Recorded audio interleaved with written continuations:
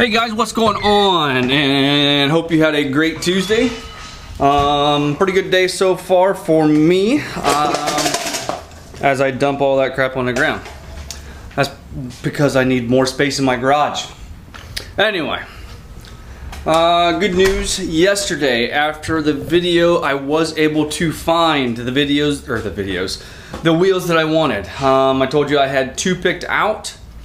They were a TIS and a gear alloy. I was able to find the ones that I want in stock at a place online. So that's all I'm going to tell you. If you want to know any more, you're going to have to subscribe, hit that bell notification, and become part of the family. And as soon as I get them, actually I'm going to go pick them up. I'm going to save myself a couple days shipping.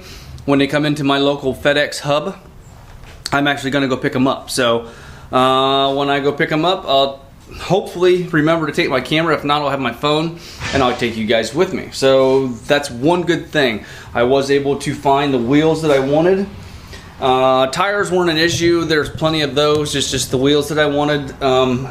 Actually, both wheels that I were looking at were back ordered until the end of this month, possibly the first of the year. So must have been a pretty popular brand, is all I have to say, or brand and style. So I'm pretty stoked. So, you know, right now you can see how it sits. Give you a good indication. That's all I'm going to give you. You're just going to have to come back and see what I was able to pick up and what they actually are. So I don't know if you saw in the background, 50-inch mower is back, having issues with the clutch again. I have no idea why.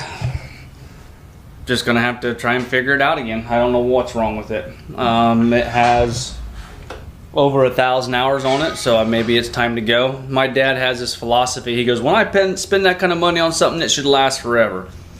You know, maybe back when he was a kid it lasts forever, but in today's society, today's day and age, the way things are built, no, it's a throwaway society. When something gets old, you throw it away and you buy new.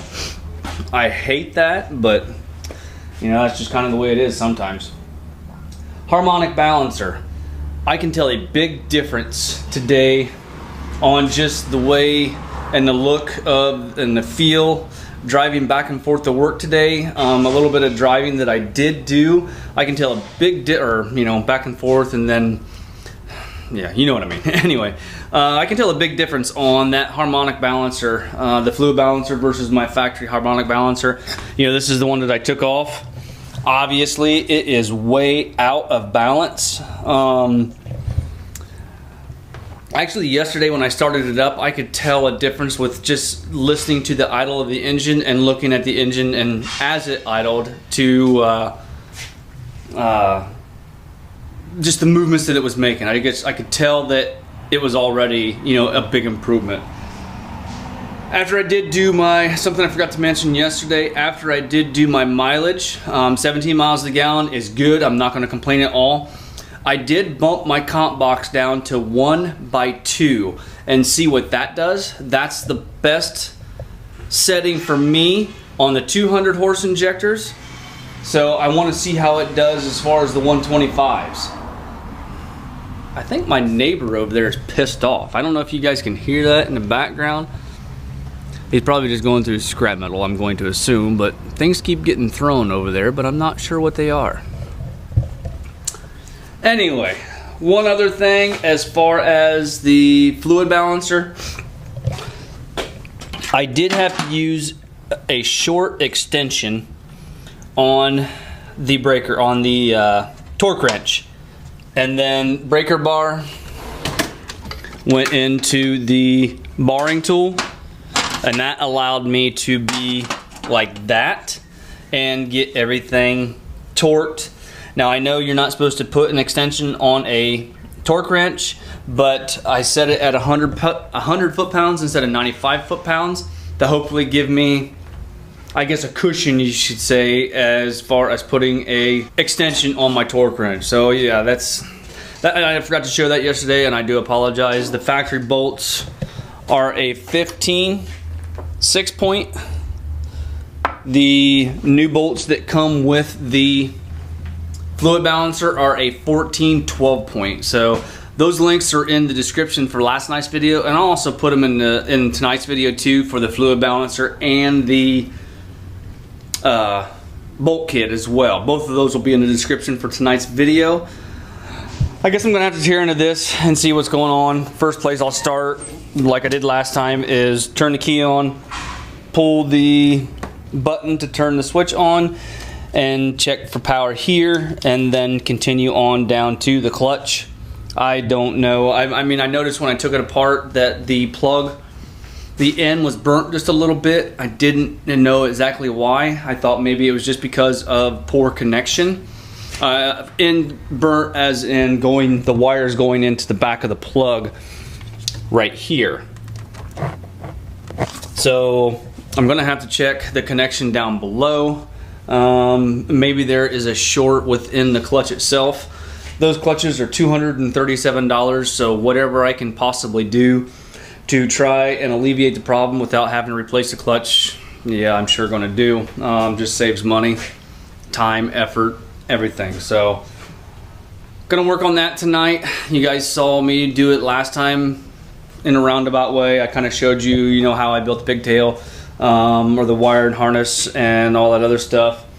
So other than that, that's pretty much all I have. Just wanted to update you guys and keep you updated as far as my tire and wheel situation.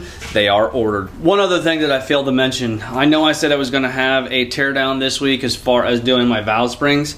I'm gonna postpone that till next week, just for the sheer fact of lack of time.